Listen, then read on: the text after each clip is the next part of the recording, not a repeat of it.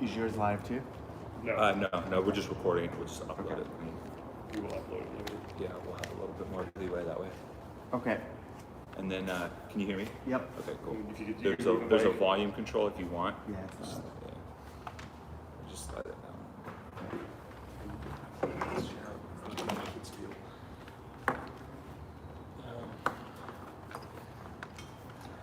Alright. Dave, if you can move the mic kind of just close to your face. And if you tilt it up like this, it works too. Yeah. There you go, perfect. Yeah. Missed us making jump shots out there. Were you? Yeah. Tommy was, can I hear my mic? You carry a ball with Oh, you there we go. Yeah. all the You- time. Why am I not? You can two-hand Check grab the one, rim Check really one, easily. two. Yeah. Why You is... used to dunk? I still can. Oh, you still can? Yeah, oh yeah. Okay. Someone called me out on social media the other day. They were like, because we were talking about it on our podcast or something like that for basketball, and I really actually want to get back into a league. Yeah. Watsonville has an awesome My mic adult is league, working. and Let me know if you do it. I'll jump on. yeah, It'll be fun. Yeah, well, my mic's not working. The problem with those things is they got people like you that are all really good that play. But dude, we played when we were at HQ, Yeah. and we had some awful people. And you guys played against some really good teams. Really good teams. We still hold our own. We made playoffs every year, and like, wow. yeah, it would get to the point where like, towards the end of the season, like, or end of the game, like, Do you it have was another like, mic on you? 'Cause there's that's only the only reason this is- couple of us could actually take shots. Can't figure out why this doesn't work. Bad cord, maybe? It might be. Yeah, I got another one. But And didn't Rory blow something at his he knee? blew out his knee, Yeah. broke his leg. Who broke his leg? And then Torn also fractured like the insert of his shin into his knee.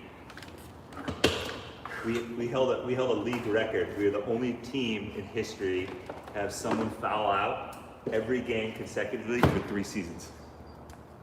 Who would foul out the most?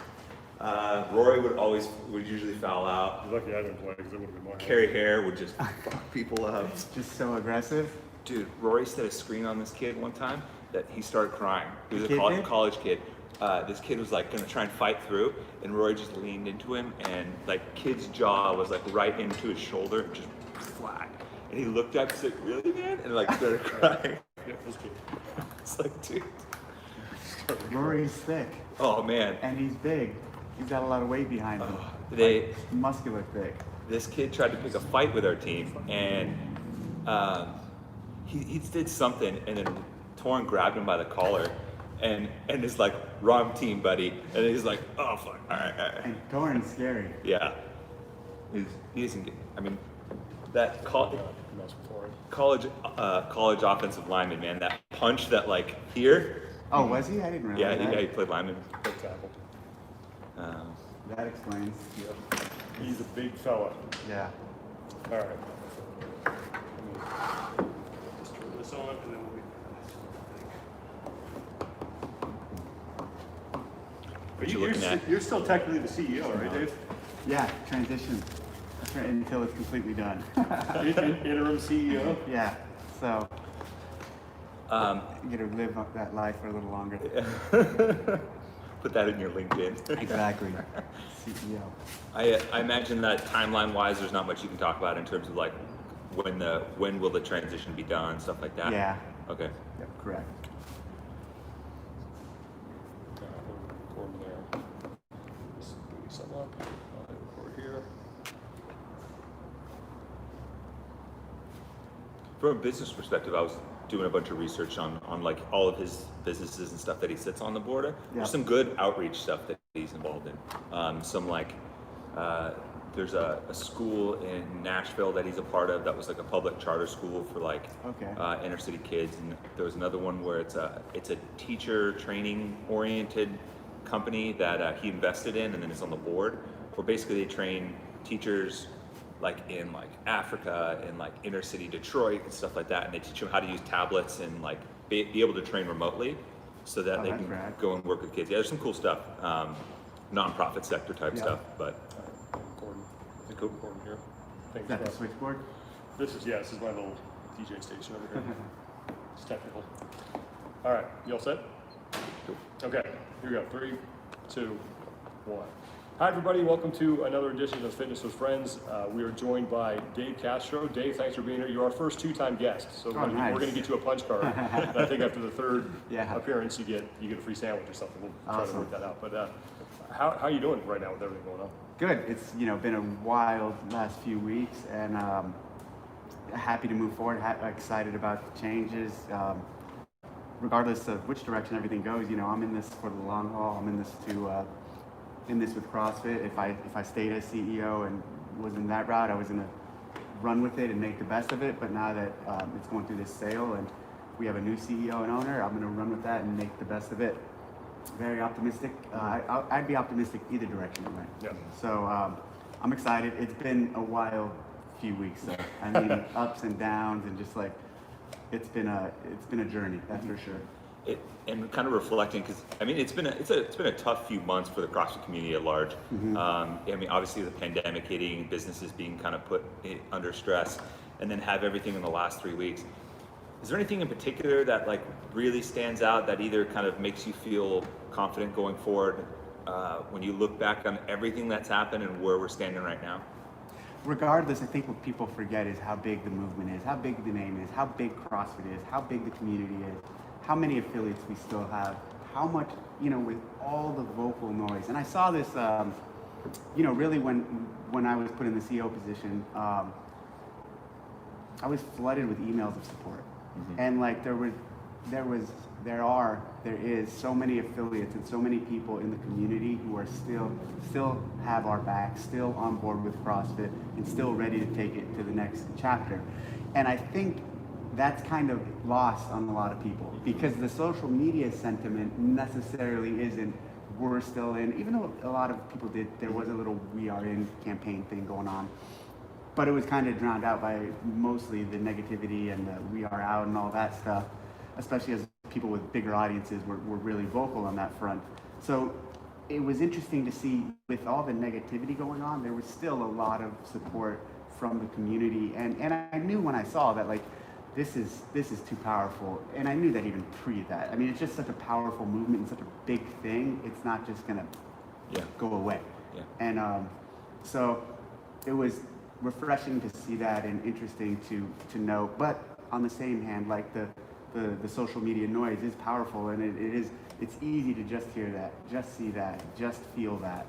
Yeah. Do you and kind of follow up to that, because there was some negativity on social media, but I'm curious how do you just simply view that as negativity, or some of the sense that I got was that there may be people saying I'm out or we're not going to stick with this right now. It's always felt to me, at least in talking with people, that it wasn't just like we're anti-CrossFit. It's more we're anti-a-piece here, and we're more than willing to come back if that's the case. Did you see it that way? Did you see it as having any sort of? Do you see those people that said they would affiliate that? Interestingly, here's what I see in all that. It's an interesting dynamic. Well, one, everyone was tying Greg to CrossFit. And they couldn't separate that he's an individual, even though, he built this program. And so they demanded he step down. He stepped down and put me in place. Then everybody, that wasn't enough. I'm just a puppet, everyone was saying. Yeah. Then it was, now he needs to give up ownership. And so, or he needs to sell. So he's in the process of selling. And so what's interesting about all of it, and a lot of that was, instead of built around, here's why I say it was negative. Instead of building those arguments around, hey, CrossFit is great, CrossFit is good, CrossFit has changed a lot of people's lives. We're in this. We're gonna make CrossFit better, regardless of one man's actions. But that's what it was. It wasn't that. It's like, okay, well, he did this, so we're gonna turn our back on CrossFit. He did this, so we're gonna boycott the games. He did this, so he won't sell. He stepped down. Now he won't sell, so now we're gonna leave until he sells. Where does that end? That's what's interesting in all of this. Did we just set a precedent for, okay, man, what are they going to be unhappy with the programming because there's cuts after the sprint? Dave needs to go. Well, we got Greg out. We got Greg to sell. We're getting Nicole back. All these public things, or we're trying to. When does that end? Are we just conditioning the community to whenever they get loud and vocal that, or whenever are we going to be forced in this environment where we have to make decisions just based off of the vocal social media actions? And it's a scary thing because like I'm looking at that and I'm like, yeah, do I have to start making popular decisions and not the right decisions? Because I've always been true to I'm going to make the right decision, oftentimes when it's not the popular decision. And I'm like looking at all this stuff going on. I'm like, oh, for sure I'm next, or I'm coming. They're going to be upset with me for making an athlete feel uncomfortable, or for being too hard at the games. Then there's going to be a petition or a vote, or they're going to get loud, and are they going to get the same end state? And so it's kind of like it's a dangerous road we've gone down. And you know, I'd paint it this way too. To all these affiliate owners, how would you feel if your clients and community then came after you because you did something wrong and tried forcing you out of the gym you built, forcing you out of the community you created, forcing you to sell your business? So like there's a flip side to this that could happen. I'm not saying gym members can do that to owners, but that's almost how you have to put yourself in this perspective. Is like, Isn't that free market though? well, he's the owner. I mean, look, this individual owned the company, and out of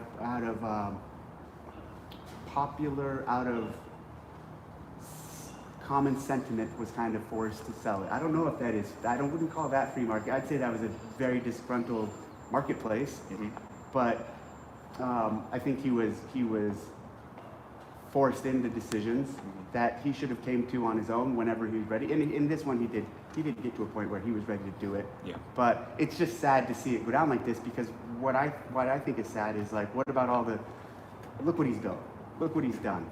And so it's interesting. Yeah. Along those lines, and you mentioned the people being upset and you being afraid to maybe make the right decision versus a popular decision. Isn't there a line between that and then the culture issue?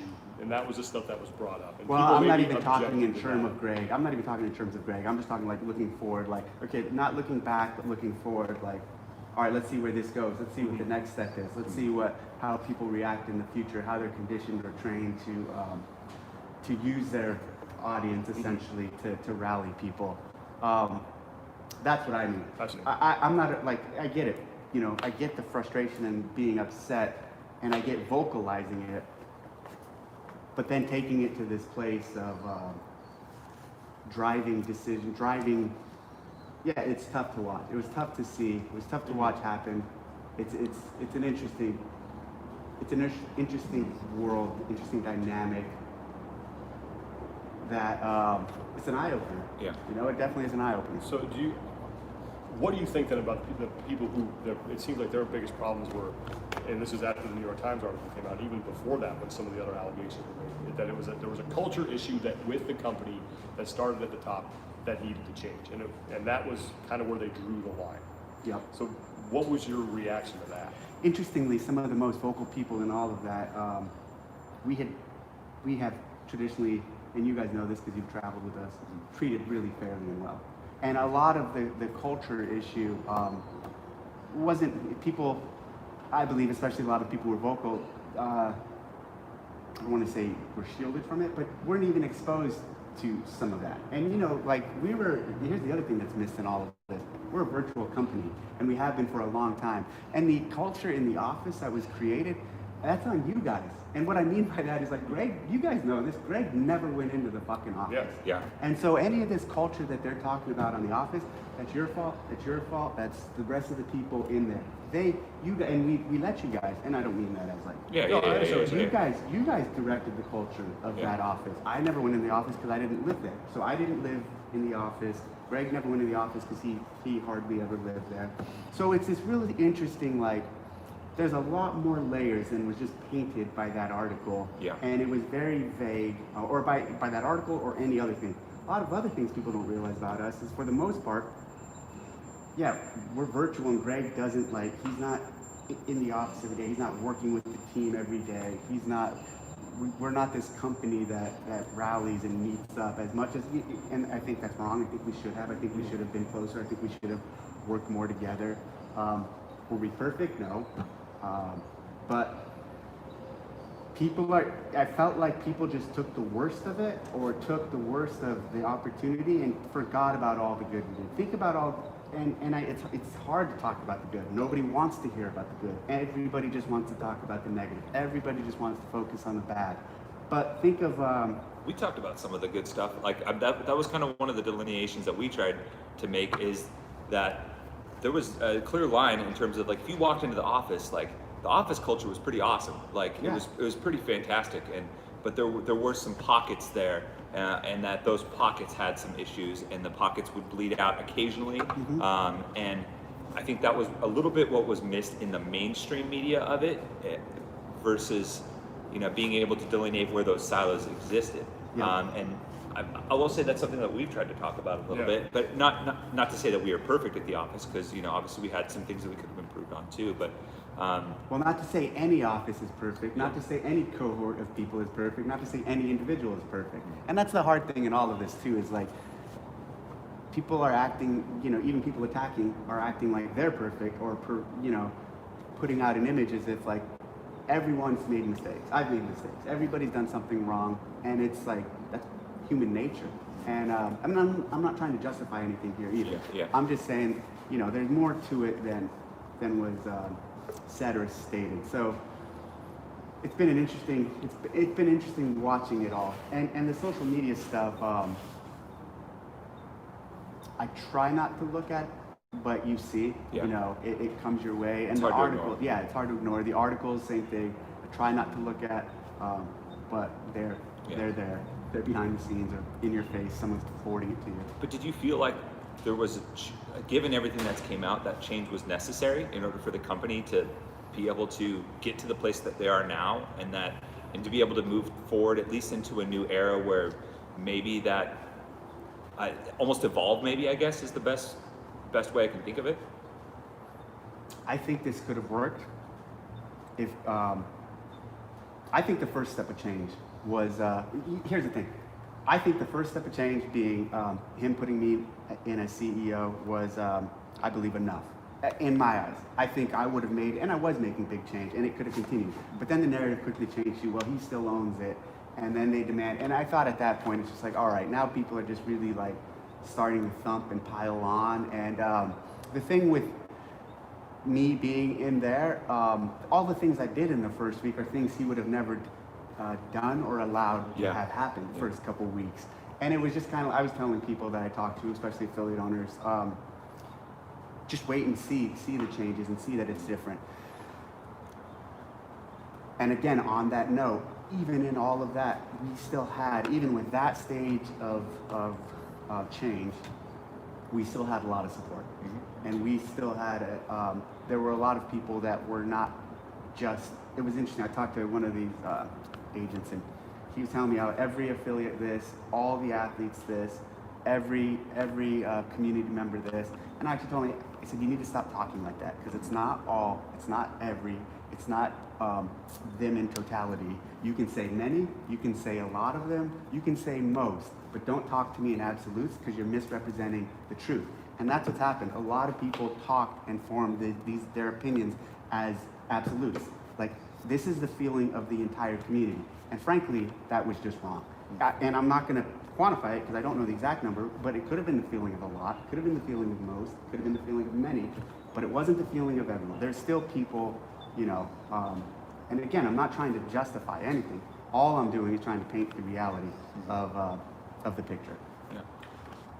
What then needs to change in your mind about the culture? Because often perception is reality, and the perception amongst most people is that Greg was the top guy.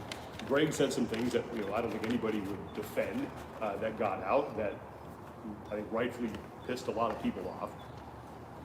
So now what needs to change to make sure that whatever is left over from that is now gone? Well, I'm not going to say what needs to change. I'm going to say what is changing. He's selling the company. Right.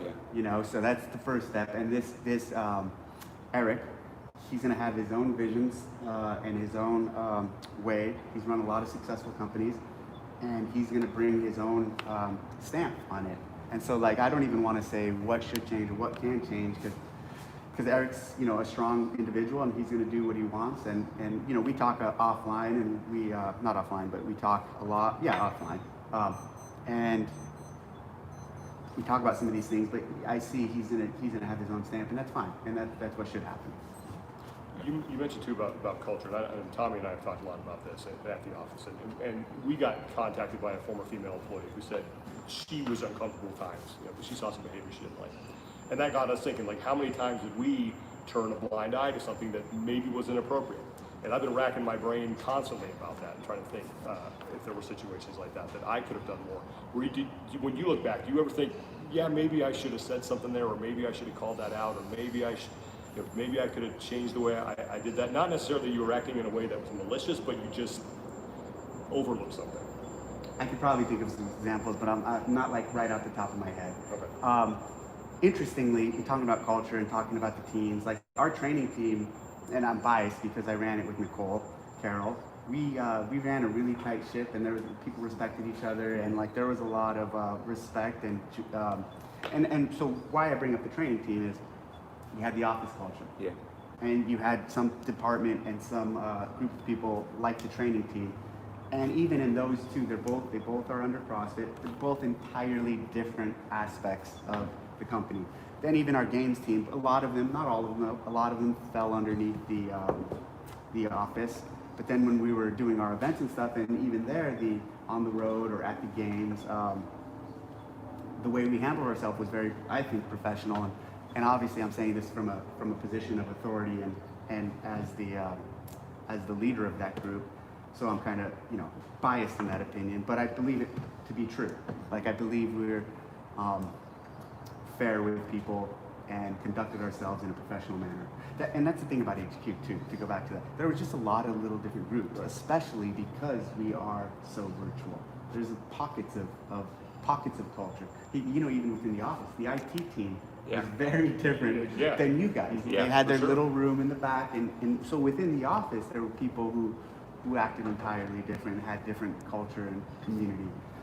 So to just blanket it, that's what I thought was kind of unfair. Yeah. And you kind of going back to what you said about the path that we're kind of going around with the protesting and stuff like that to try and affect change. It kind of got me thinking. I feel like one of the common things that I felt like that people had that ultimately led to that movement was communication and a lack of transparency, at least to some extent. A lot of people felt like they didn't understand what was going on. So do you think that, I guess what I'd say is, what needs to happen as far as communication and transparency going forward, or does something not need to change in your opinion, to be able to kind of try and at least be a better, I guess, partner to affiliates in the community at large, so maybe something like that doesn't happen? Interestingly, I think the last 2 years, how sheltered we made ourselves made us vulnerable to all of this. Nobody didn't know who we were. Nobody knew who we were really. Nobody saw what we were doing.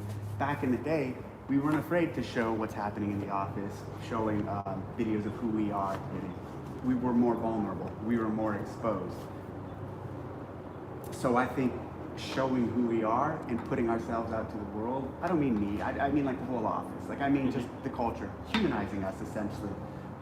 If that was happening, maybe this would have been less. Like, hey, I see those guys. Like they do this. And also, in terms of communication, even for the short time that I was CEO, with the affiliates and even with the athletes, the games team started talking on a regular basis to the athletes through all of this.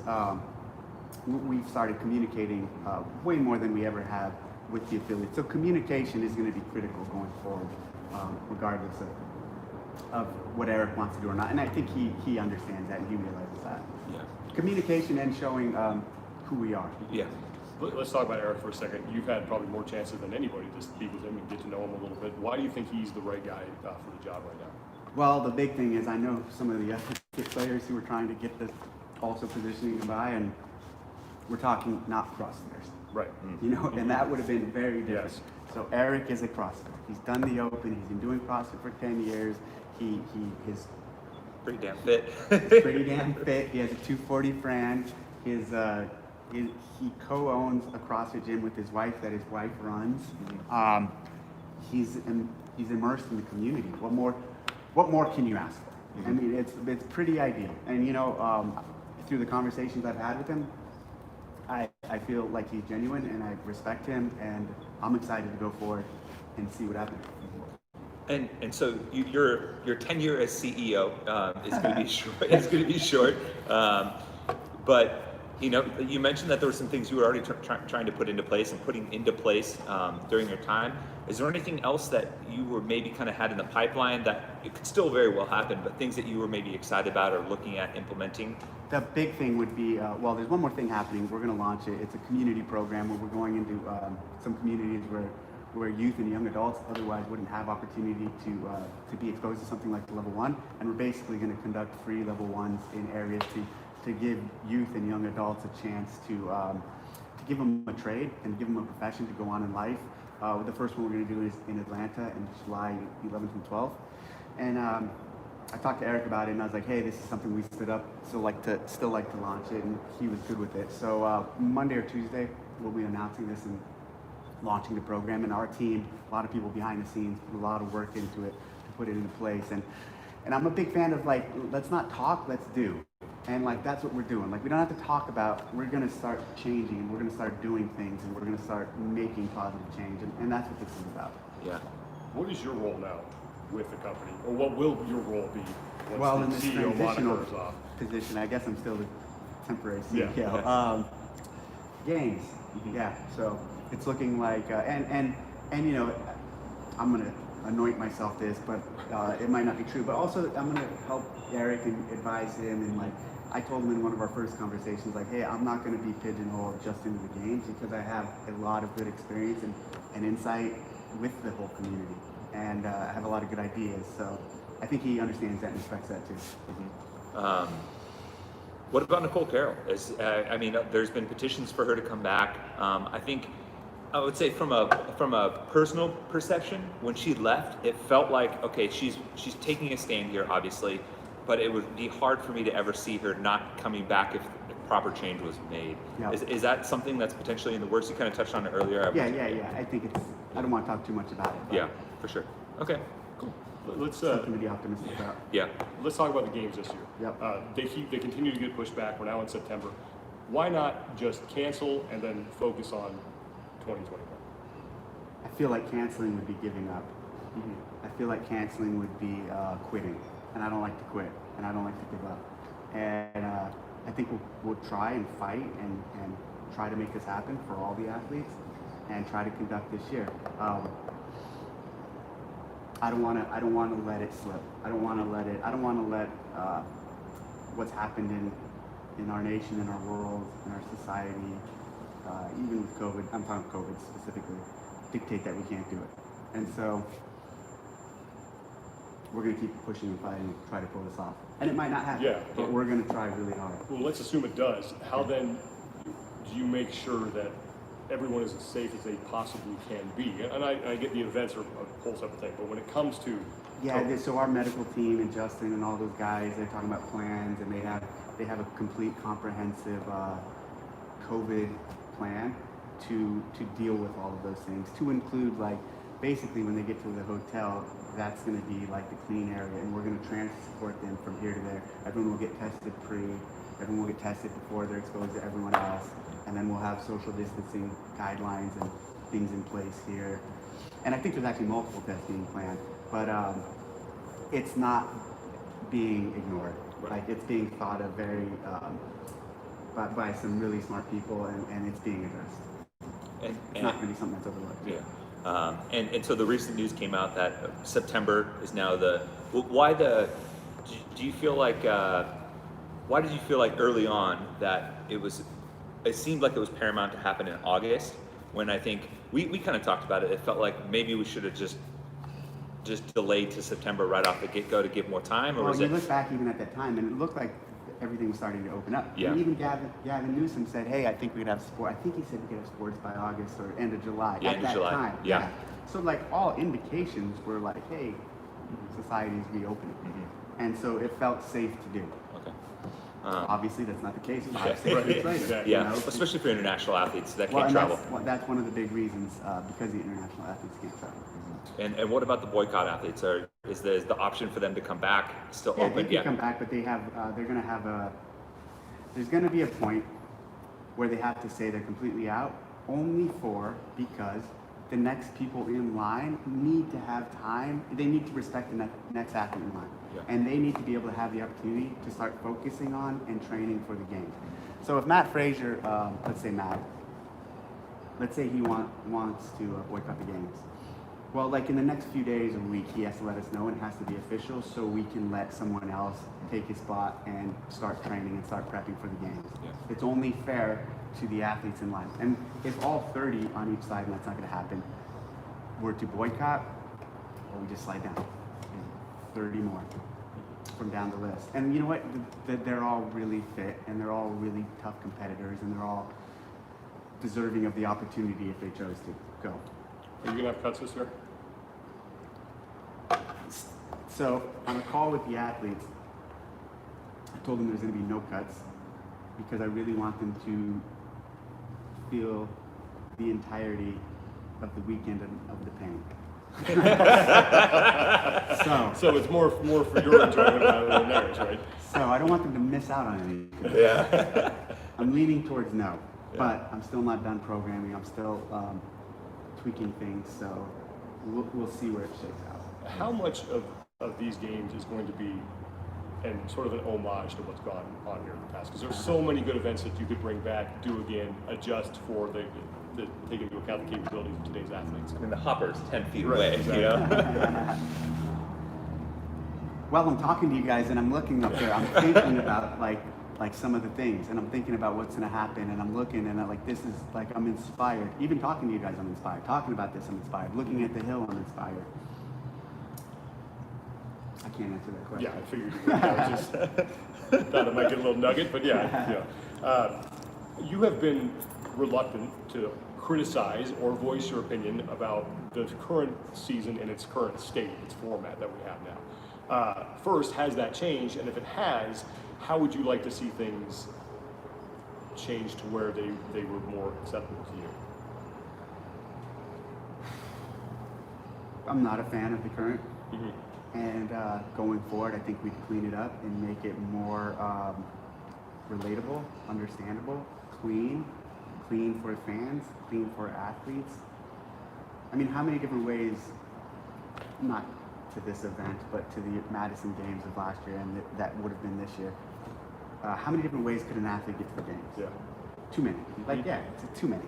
And then you have people like just getting spots because they're vocal and Instagram celebrities. And like, that's not how it should be. We're testing to find the fittest man and woman alive, and we test work capacity across broad time and modal domains, and we should select people by the best work capacity across broad time and modal domains. And it should be really hard, and it should be really exclusive.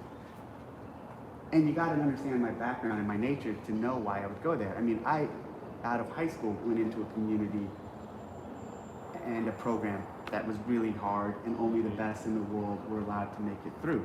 So by who I am, by how I'm bred, I want the best to be there. I don't want, it's not a participatory thing for me. Mm-hmm. So, and sometimes I get overruled. Sometimes we all do. Yeah. But yeah, I think a lot of people can resonate with that, with, you know, a kind of a shift back more towards a merit-based thing. Do you feel like there are any elements from, I guess, the current system right now, whether it's national champions or sanctioned events and things like that, that you feel you can kind of mold For into? sure. Yeah. For absolutely. Yeah. But we have to sit down and discuss those things and look at that. But some sort of hybrid, Yeah. something in the middle, yeah, absolutely. I'm not at all going to say that the sanctionals didn't work or weren't a bad idea, because I think there was a lot of good from them. But there's something in the middle. Yeah. I want to pitch a national champions cup. The 3 days before the games, all the national champions that didn't already qualify get to go. Winner gets to roll right into the games with a little bit of a head start. That's my official pitch right there. It's a good idea. A lot of people, you see them in the comments whenever you're on something or on an Instagram Live, or when there's a video out talking about the season. It's always bring back regional, do this, bring back. Why is that easier said than done right now? To just sort of hit the reset button and erase the past year or two, and then just go back to the old system. Well, it's easier said than done. It's easy to say because it's a known, right? And people are really comfortable with it, and people really like it, and that's why it's easy for people to say. But just because it's a known doesn't make it the best system going forward. And you guys know this. You have had work with me for years. Every year we're constantly tweaking and changing and making modifications to make things better. So interestingly, when someone says bring back regional, well, which one do you need? Which version do you need? Because there's like 5 or 6 different versions, and I would never just go back to the old just for the sake of going back to the old. I want to go forward with what's right and make what makes the most sense going forward. But I get, and when I see people say bring back the regionals, I'm really just hearing bring back some semblance of unity, of like a good cohesive storyline. Yeah. Kind of a slight switch of gears. One thing that I was kind of curious to hear, what sort of message would you have to the affiliates that have said that they would disaffiliate unless there was significant change? It seems like for the majority of them, the change has happened that they were looking for. Is there a message you would want to have for those gyms and affiliate owners that are in the position that they're at now? Yeah, I mean, I think you got all the change. Like the change is there. Like people asked for him to step down, he stepped down. People asked for him to sell, he sold. So now it's like, okay, guys, and obviously it's not. Here's the thing: under Eric, it is not going to be the same. And what's that look like? I don't know. But the change has happened. I would say we'd welcome you back with open arms. Come back. Yeah. So that's my best advice. You mentioned on your Instagram Live that you did with Richard Rowe that Eric, his plan is, I don't want to misquote you, but his plan is to have media be a big part of the games moving forward. And I was hoping maybe you could expand on that a little bit, just what that means. Like he cares about showing the game to the world. Okay. Like through broadcast if possible, online. That's a big focus of his. Is exposing the world to the CrossFit Games through documentaries, through all aspects of. It's not. That wasn't a statement towards like the media team. Right. It was more of a statement towards media at the game. Yeah. For the games. Okay. As someone who's worked, I mean, the last decade plus, Phil, what is it like to hear that? Given the last couple of years, what does it mean to hear that? Refreshing. It's wild. It's foreign. It's exciting, and that's part of my excitement for all this. Is like, okay, let's see what it's like in a different environment, in a different ecosystem. Yeah. So, could you see the games back on network television? Is there an effort? Oh yeah, for sure. Maybe not this one. Right. But eventually, that would definitely be part of the goal. What does that then mean? I mean, and this is, people are going to think this is a selfish question, but then what would that mean for then bringing back some semblance of a media team to HQ? And I understand that that's not your call. I don't know yet. Yeah. I gotta see. We gotta talk more and see more what his vision and plan is. Okay. I'm not sure. Man. I was also thinking. So let's fast forward a year and say everything it goes well. Things are growing. What ideally, what do you think things look like a year from now, as far as the sport is concerned? As far as the sport is concerned, I think we have a really comprehensive season for the games.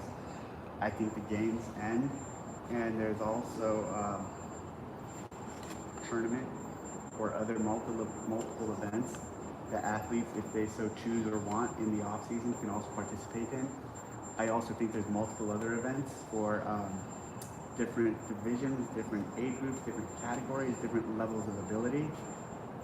I also think there should be a participatory event, a mass participatory event for CrossFitters. I think that the sky's the limit. Like and especially if Eric is as supportive and which I know he is and wants to grow this as much as he would like to, I think it'll look very different and it'll be very good. And for years, we've had a lot of ideas and a lot of things we've wanted to do but really couldn't. And now I'm excited at the possibility of actually executing some of these. You mentioned too on that Instagram Live with Rowan and Rich about How about possibly moving the Open back to when it used to be? Why does that make sense to you? I'm a huge fan of the Open in February and March, not because that's where it was in the original days, but because it makes so much more sense in terms of even this for the affiliates. And here's how it makes sense for the affiliates. Getting people into your box and giving them something to train for. So hey, new year, new me, Jan 1, people going back into the gym, going back into to an affiliate to get in shape. Well, hey, now you also have a goal to train for. Now you're not just going into the gym to lose weight, or to change, or to get strong, which is all good. But now the affiliate owner can tie, like, look, you can test yourself against the world and the community and people like you in a month and a half. So it gives people a goal, something to focus on, an event to rally behind. So that's my big reason why I think the Open should be back in its normal spot. And it also just, again, is part of this idea of tightening up the season of the CrossFit Games. It would help in doing that. How do you rebuild the enthusiasm for the Open? Because it seems like that has waned over the past couple of years. We start now, and we carefully and respectfully, and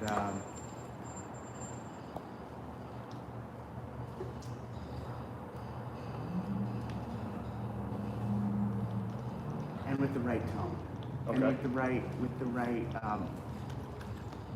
didn't talk much about the Open in the last year. And the Open, here's the thing, the Open isn't about the games athletes. The Open is about the community. And that's what we have to get back to. And that's what we have to remind the world of. The Open is about all of the affiliates and not the 0.001%, but everyone else. Yeah. And that's the beauty. The rest, the 0.001%, they got plenty of things to do. They've got a lot of other events to play in, and they got the games. The Open is about people like me, people like you. Well, you guys are pretty fit. It's about everyone else, and we have to remind the world that it's about you, and it's about everybody else, and what it represents in just celebrating fitness and celebrating CrossFit and celebrating who we are. Look, there's this giant pyramid that's CrossFit, and at the bottom of it is all the participants and all the people who do it. And then there's the affiliates, and then there's the trainers, and then there's the affiliates. And at the very, very top is the athletes, is the tip of the spear in terms of output, in terms of just CrossFit. But this is the bottom of the pyramid is what CrossFit is about, is all the people who change their lives and celebrating their changes and success and things they've done. They get to be tested at it in the Open. When we were at HQ, we'd always have these conversations and discussions where it was kind of a blue sky scenario. What are some things that we envision for ourselves that, no restrictions, all the resources in the world, what are some things that we'd really like to kind of sink our teeth in? Is there anything like that? And you touched on a few developments, on the year from now question. Is there anything that you've kind of like had in the back of your mind, like, man, under different circumstances, I'd really like to try this out, or some things that with the sport in general that I would really love to experiment or maybe implement that you've kind of got in your back pocket? Yeah, ranking system in the Open. So basically coming out of the Open being ranked as ability only to set you up for further events. So meaning like this guy's considered an intermediate athlete based off of whatever percentage round we set in the Open from the Open workouts. And then what that really allows you to do is all these other events, when they have an intermediate competition or intermediate category, we actually have ranked you. So sometimes you go to these events and you hear about people who are advanced athletes competing in lower divisions. Well, now we can standardize that on our end and give people rankings starting at the Open. And you want to reset your ranking? Well, 1 year later you have an opportunity to in the Open. Stuff like that. Yeah. That's small but really cool and kind of like, well, I'm an intermediate guy now. I want to try to make advance next year. Like those are things that give people goals. Yeah. I would be motivated by that. Yeah. How do we better use the sport? And I thought we were kind of getting there in 2018. Oh, and let me say one last thing. And other things like participatory events. So like all the events we run right now are only for the best in the world. How about running events where everyone can do outside of the Open? Yeah. Physical events where people can show up and do them. Cool. So along those lines, how do we Group events? how do we use the Open or the sport itself to get the message out that CrossFit makes you healthier, and happier. And I thought we started to get there with some of the commercials that we were running, but how do you use that to get the broader message out? Well, through how some of the things we were doing back in 17 and 18, actually leveraging our airtime and our audience, showing the other things, showing the affiliates, showing our training, showing people how to get involved in CrossFit. And we also have to break down barriers of being afraid and intimidated to get in. See, so you watch Rich or Matt or Tia, and you watch these people. Some people are intimidated by that, rightfully so, right? So through the showing of the game, we also have to balance that with showing the world real people, normal people, average people getting into the gym.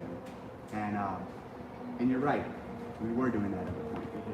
We need to get back to that. And maybe kind of spinning off of that a little bit too, one of the big discussions recently has been the diversity within CrossFit. Obviously you mentioned that the lower kind of socioeconomic program to try and help some of those gyms. Internally through CrossFit, do you see any other opportunities to, and I've heard this question a lot, maybe either highlight or elevate qualified persons of color to, I don't know, better act as a forward-facing person to introduce diversity, at least for people that are looking into CrossFit? Interestingly, on that point, I was so surprised and frankly disappointed that nobody mentioned or pointed out that the new CEO is Mexican American. Yeah. So everyone's talking about fucking diversity and all this shit, and no one ever mentioned, wow, they just put a Mexican American CEO in. Am I not brown enough? Like, what's the deal? Yeah. And actually, Morning Talk attacked me right away with that little skewed clip of from the games from the thing. games. Yeah. And yeah. I'm like, dude, how about you guys celebrate the fact that that I am what everybody's talking about. The CEO of CrossFit for a very short period of time, now still do, is Mexican American. Yeah. And a lot of things people are talking about experiencing and having gone through. This has all been really frustrating to me, and I haven't talked a lot about it, especially I won't on social media. But like in almost every environment or group I've been in, I've been the severe minority. In the SEAL teams, there's not a lot of Mexicans, and there's a lot of white people. In CrossFit, when I first got in, same thing.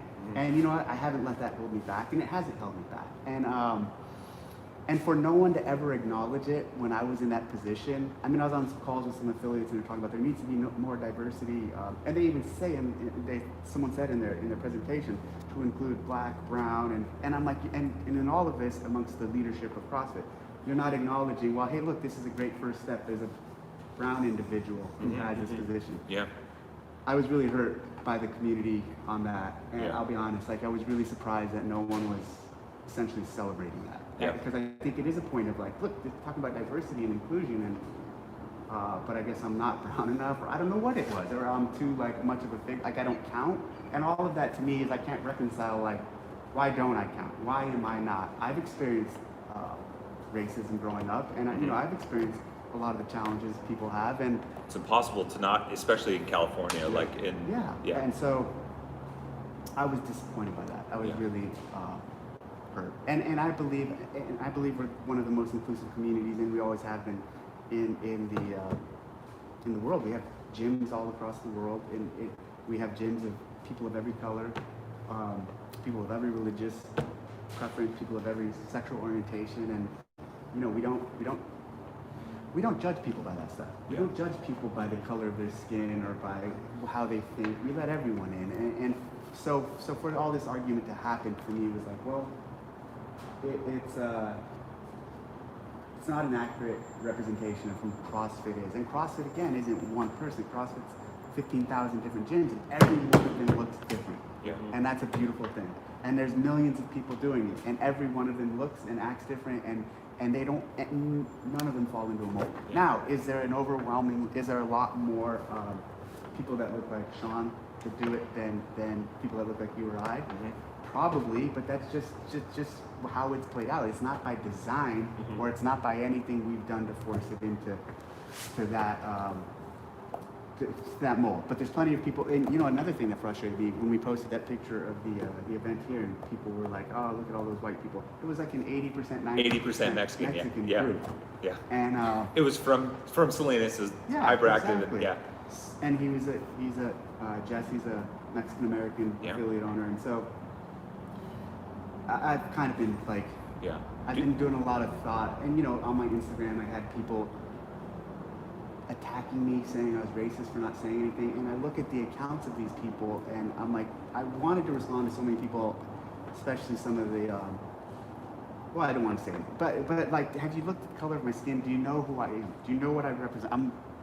My last name's Castro, you know, and my parents were from Mexico. My grandparents were from Mexico, so it's been a lot for me to deal with and process because I'm frustrated by it, and I don't feel like I wasn't given a fair shake of it. Yeah. Do you see areas where can be improvement because, like you said, there are more people that maybe look like Sean than you or I. There is the criticism that the average CrossFit gym membership isn't accessible to, like, in terms of cost, to the lower socioeconomic communities, whether that be the Black community, the Mexican community, and some of the other ones, at least in the urban areas. I think that, and it's all dependent on the local communities and local gyms. You know, I know some gyms in New York City that charge $400 or $500 for a membership, and some gyms, you know, in other areas charge $75, $100. And because of the hands-off method of it, and because of the capitalistic nature of the whole program, gyms are allowed to do whatever they want and charge however much they want, and they base it off of the, like, so we're not dictating any fee or any pricing that's come out of this program has not been dictated by us. There's, as you guys know, there's a lot of freedom in it, and so those things, if the price is cost prohibitive, that's an affiliate on the local level's decision to make the decision on. We're not a franchise, so we're not going to say this gym here you need to lower your prices to let more people in.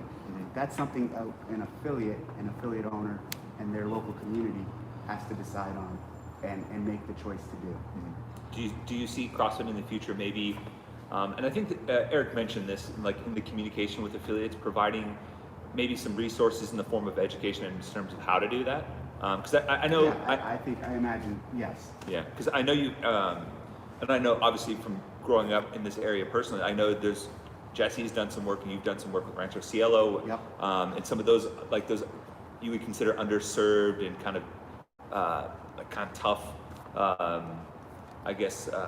Groups in particular. So I was just kind of curious. Interestingly, I have a history of working with, since I lived here, one of the first things I did when I moved up was try to find a program to work with, and I found Jesse's program. When I was living in San Diego in Carlsbad, I worked with the San Marcos Police Department who trained at-risk youth, and who were mostly Mexican, and there was some African American children in that group.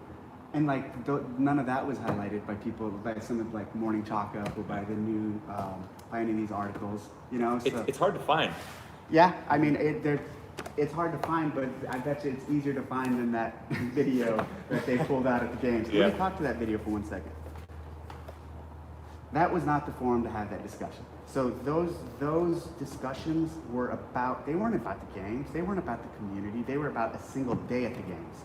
So when we had those press conferences, it was to talk about that day's events, and it was a loaded question. It wasn't appropriate for that moment, and that's why I just wanted to move on, because I wanted to stay focused on what we had to do. And then we all have to, from that moment, we have to all scatter, and you know, I go into hours of meetings. The athletes need to go home, and that discussion should be had, but it shouldn't be had there, and especially in that way.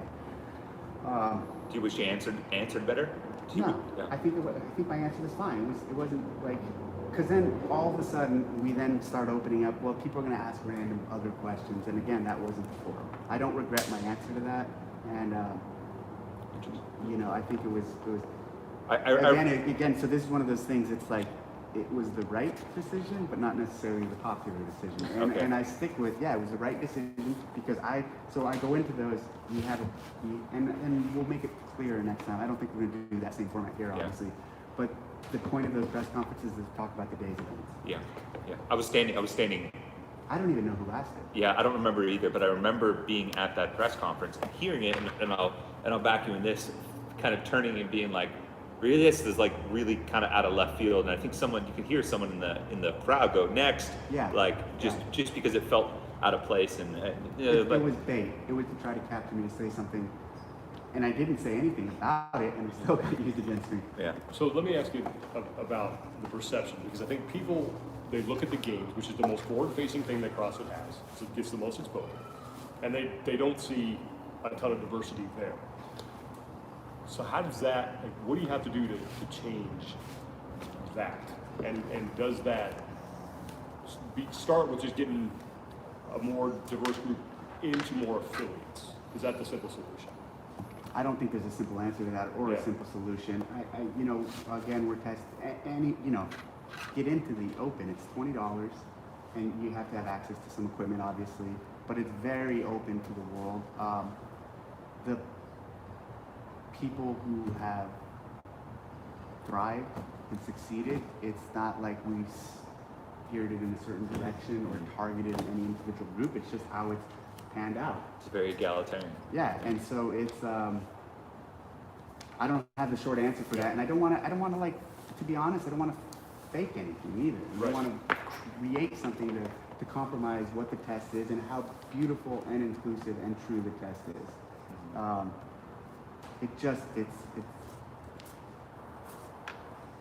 It's not trying to keep anyone out, and it's inclusive of everyone. Yeah. You mentioned in the live stream the other day that you've done some reflection and self-improvement, things to work on personally. What does that kind of look like, and what are maybe some things that stand out to you that you've really tried to focus on? Patience, listening, being more understanding, compassionate. Especially when I got the CEO role, I kind of flipped the switch. I was like, all right, I gotta be a little different. I gotta use a different style. And now that I'm gonna lose it, I can change style again. And yeah, so in that position, you know, to use an analogy, I realized like it's like a loaded gun. It's very powerful and it's very dangerous. And you can easily do things with it that are gonna hurt people, essentially. So you have to respect the power of that. The same could be said of any senior position I have within this company, even of the games role and the games position.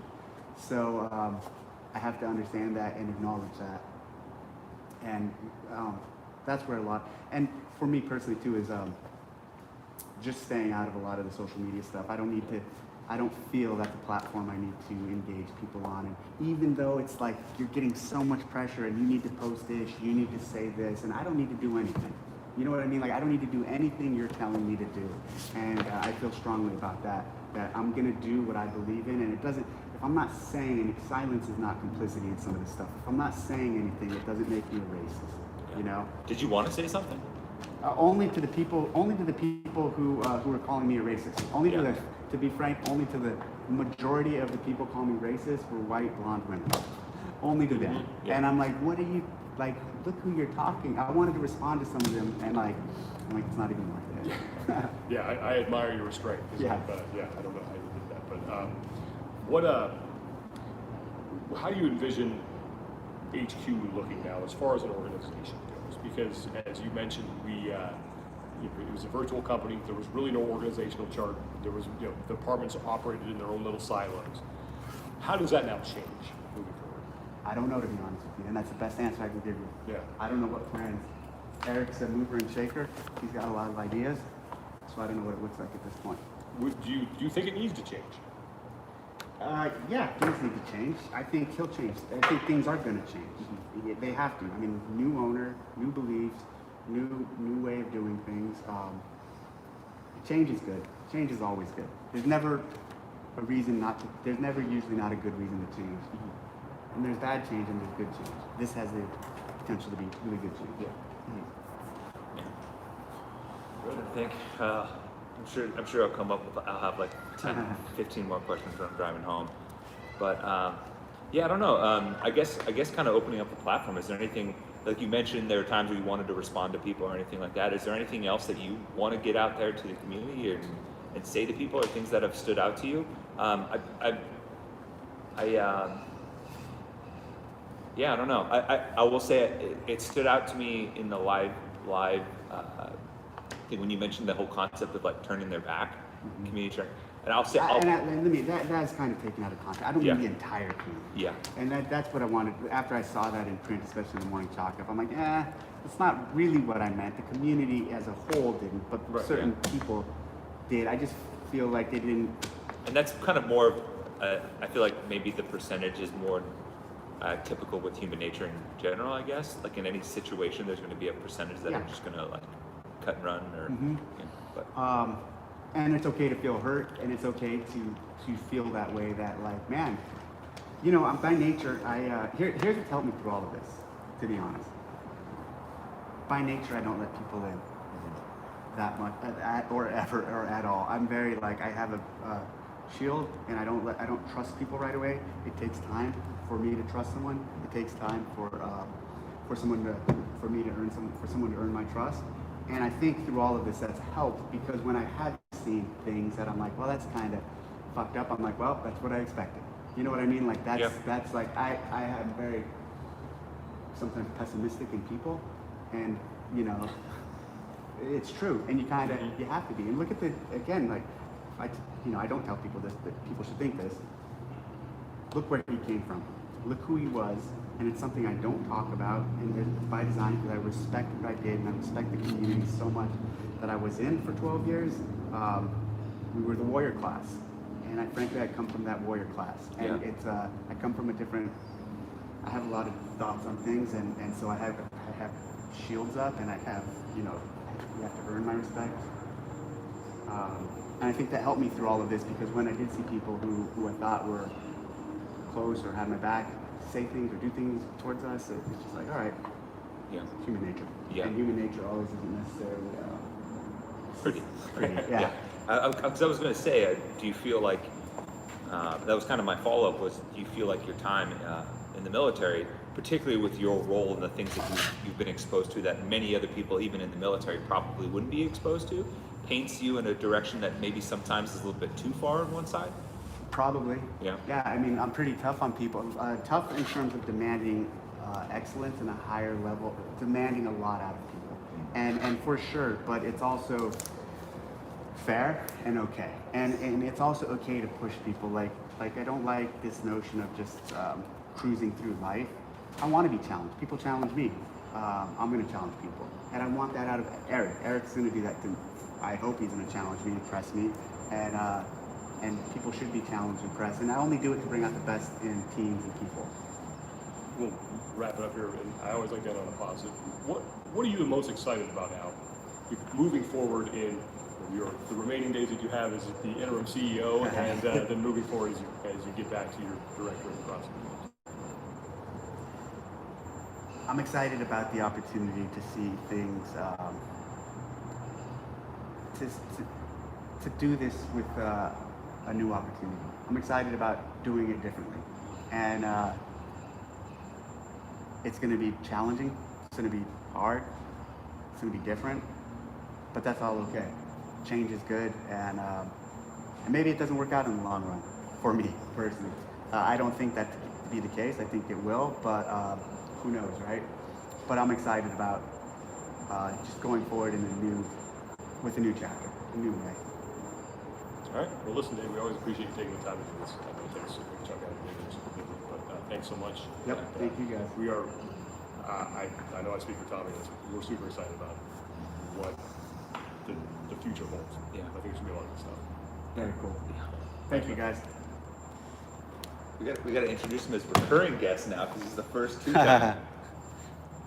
Let me turn this off.